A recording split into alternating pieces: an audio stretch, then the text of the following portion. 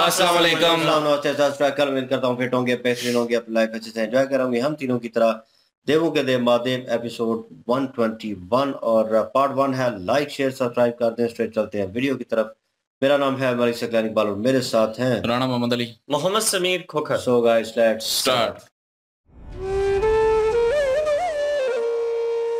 तुम अमांगी होने का अधिकार खो चुकी। आज से तुम्हारा स्थान मेरी बाईं ओर नहीं। तुम अभी शिव के योग्य नहीं हो। तुम्हारे भीतर छुपी आदि शक्ति पर तुम्हारी मनुष्यता भारी है दक्षिणी।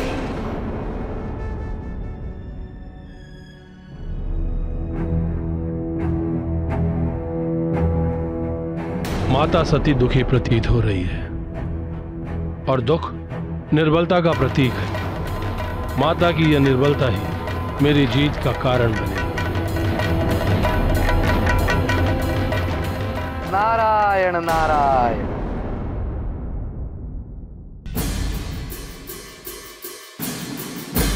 प्रणाम मुनिवर। प्रतीत होता है कि माता किसी कारण से दुखी है, फिर तो मैं आपका दुख बढ़ाने चला आया।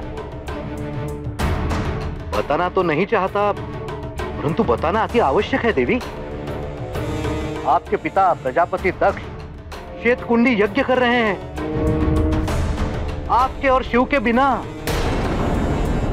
यही सत्य है देवी। प्रजापति दक्ष ने इस यज्ञ के लिए आपको और महादेव को आमंत्रित न करने का निर्णय किया है। क्या? किंतु क्यों? पिताजी ने ऐसा निर्णय क्यों लिया? बड़ा सरल उत्तर है देवी।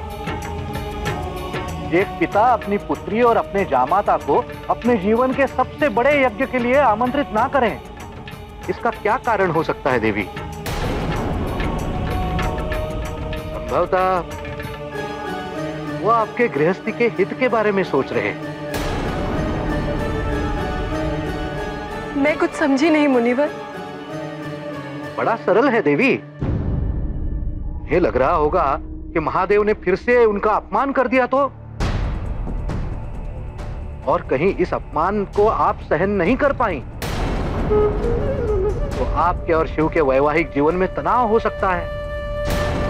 अपना जरा सोचिए, प्रजापति का कोई भी यज्ञ आपके बिना पूर्ण हुआ है? इसलिए आपके हित के बारे में सोचकर उन्होंने एक कठोर निर्णय ले लिया होगा। परंतु देवी मेरी ये राय है कि आपको जाना चाहिए। शिव न आए तो आपको अकेले जाना चाहिए। जरा सोचिए देवी, प्रजापति के जीवन का सबसे बड़ा यज्ञ है ये।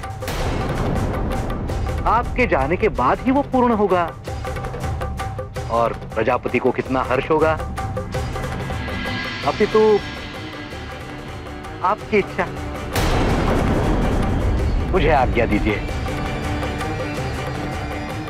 नारायण नारायण।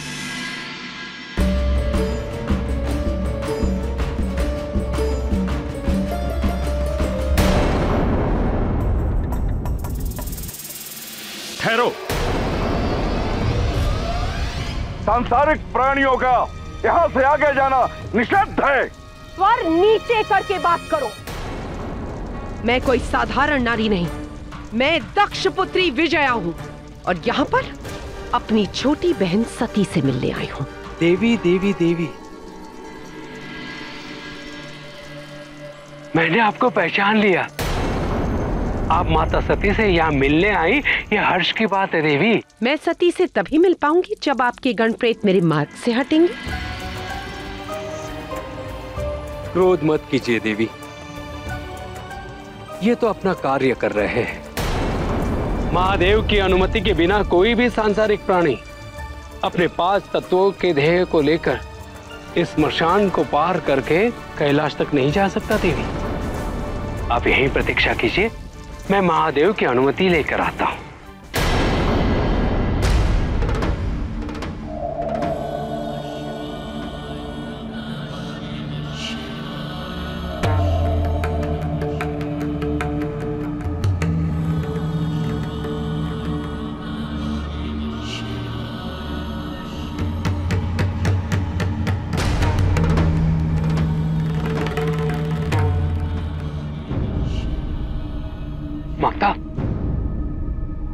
आपकी बड़ी बहन विजया आपसे मिलने आई है।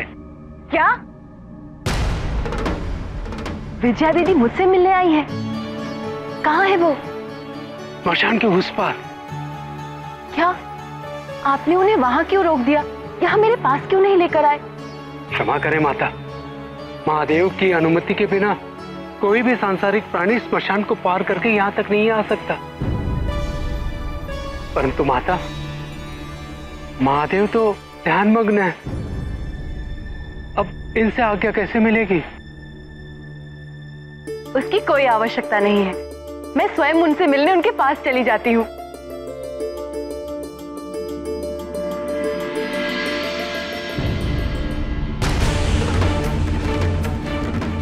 दीदी, सती,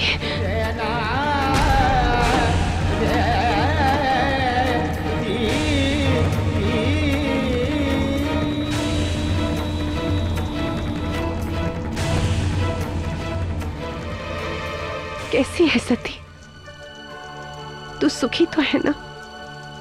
हाँ दीदी, मैं ठीक हूँ, मैं बहुत सुखी हूँ। बस आपको देखकर यूं ही पूरे परिवार की याद आ गई। कितने आश्चर्य की बात है, इतने भयानक वातावरण में भी तू सुखी है।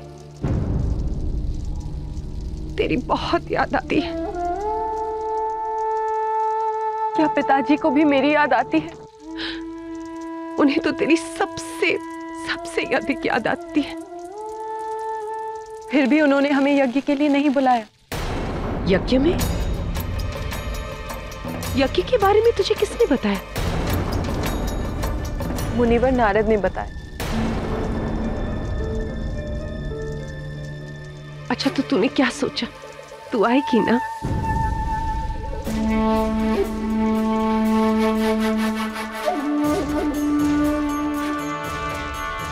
पिताजी तुझे कितना याद करते हैं, कितने विवश हैं वो शिव की वजह से।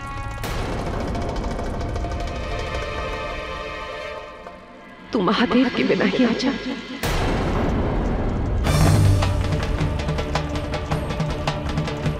यदि तू अकेली भी आएगी ना तो पिताजी बहुत प्रसन्न हो जाएंगे।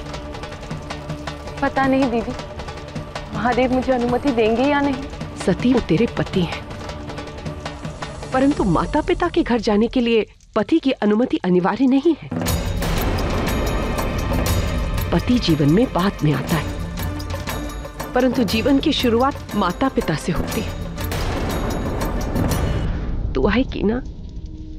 आएगी ना यज्ञ के लिए?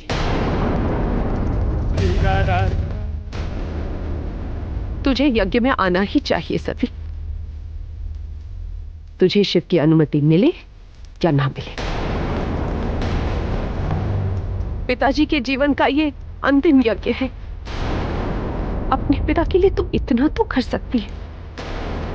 बोल, तू आएगी ना?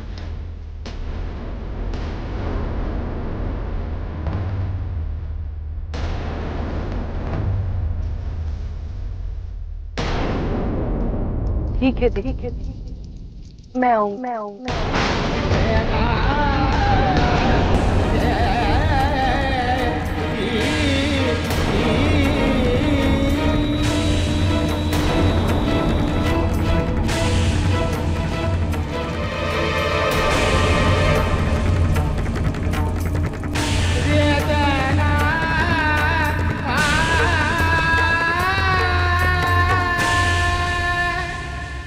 बहुत प्रसन्नता हुई ये देखकर कि विवाह के उपरांत भी हमारी सती ने अपने आत्मसम्मान का समर्पण नहीं किया।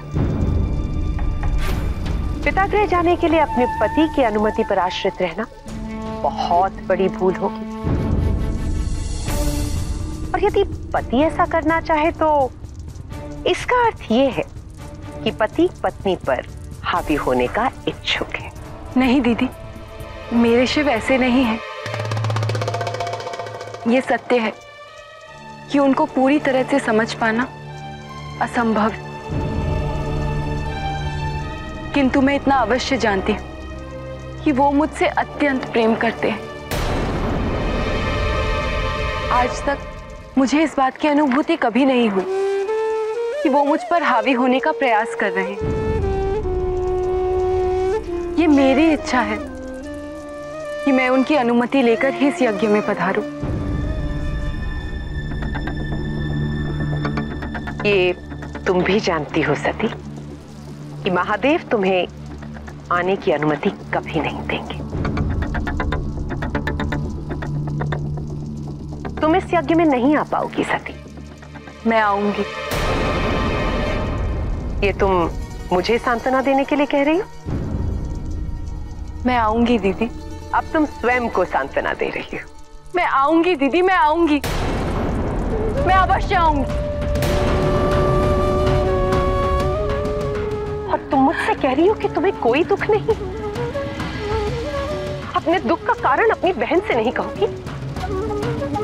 क्या तुम्हारी इच्छा है कि मैं यहाँ से विचलित होकर जाऊं? मुझसे बहुत बड़ी भूल हो गई दीदी, और उसके कारण उन्होंने मुझसे वमांगी होने का अधिकार छीन लिया।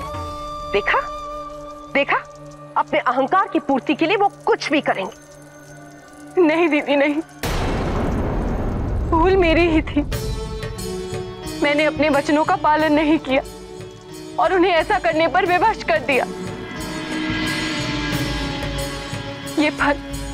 ये फल केवल मेरे कर्मों का है।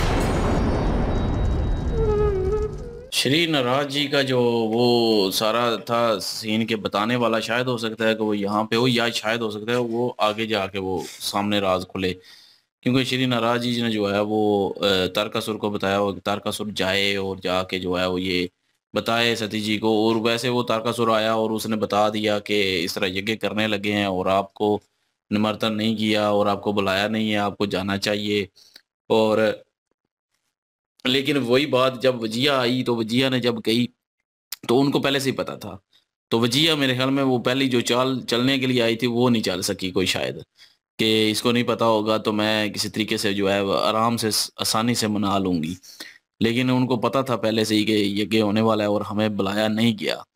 और फिर उसने अपनी दूसरी तरफ से चालें चलनी शुरू कर दी कि आना चाहिए, तुम्हें ये करना चाहिए, वो करना चाहिए, शिव जी से अपने माता पिता के घर जाना है और पिताजी का यज्ञ जो है वो आखिरी यज्ञ है, तो ये बहुत बड़ा यज्ञ है उनके लिए। तो इस तरह इमोशनल ब्लैकमेल किया गया और सती जी जो है पहले से ही जो है वो दुखी हैं। और उधर से ये बात उन्होंने कही कि आपको तुम्हें आना चाहिए, तुम्हें बहुत याद करते हैं, हालांकि उन्होंने बुलाया नहीं है, बिन बुलाए जाएंगे। अब वहाँ पे जाके जो हालत होगी वो शिव जी को पता है कि सती जी की जो है वहाँ पे बेइज्जती की जाएगी, सती जी का अपमान किया जाएगा, शिव जी का अपमान किया जाएगा।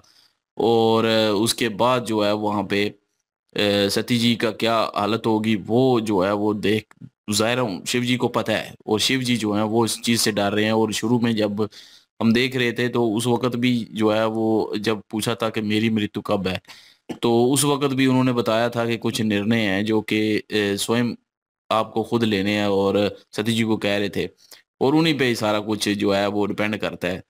तो वो यही एक भी निर्णय था कि वो उस यज्ञ में जाना है कि नहीं जाना।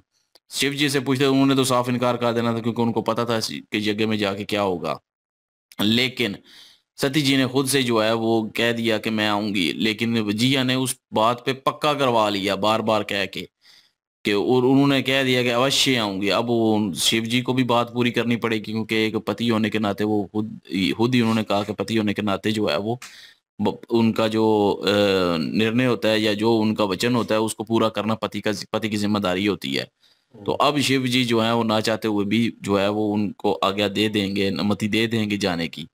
लेकिन वहां पे क्या होगा क्या नहीं होगा, हो सकता है श्री नाराज जी ये चाहते हूँ कि बिन बुलाए जो है वो शिव जी और सती जी दोनों चले जाएं और यज्ञ में जो है वो ये भी चले जाएं। लेकिन हालांकि उसने तो बुलाया नहीं है। बताने का राज अभी तक मुझे सही तरह समझ नहीं आ रही वो नाराज जी की। मेरे ख्याल में जब शिव जी ने वहां पे मना करना था इस चीज का, जब उनका बेटा जो है तारकासुर का मांग रहा था कि उनको रिहाई दे दें और ये वो, तो वहां पे शिव जी रोकना चाह रहे थे और ब्रह्मा जी पीछे से आवाज दे रहे थे कि रोके इन्हें, तो उन्होंने हाँ कर दी।